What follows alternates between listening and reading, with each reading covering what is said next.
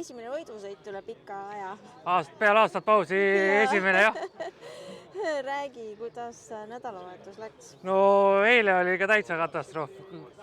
1:30 midagi pluss peale, et praktiliselt täitsa null. Täna hommikul kvalifikatsioonis 31-st 30, 29, lõpuks kuskilt tuli see 26, et ikka väga keeruline nädalavahetus, et täitsa uskumatu. Kas on meelest ära läinud vahepeal? Meelest ära läinud ja pole sõitnud ja kõik on jälle võõrad. Aga tehniliselt kõik töötab, see aasta on pill korda saadud, eelmine aasta oli ainult tehniline probleem, see aasta töötab laitmatult jälle ja oleme jälle sõbraks saanud. Okei, äge.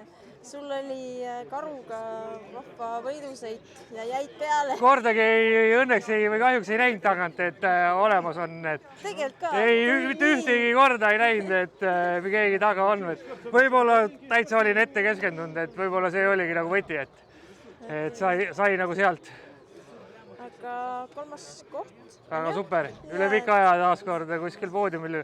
Vägev, sampust on hea veel juua ja karikad on äge alati võita. Nii et palju õnne ja järgmise etapini. Järgmise etapini, aitäh!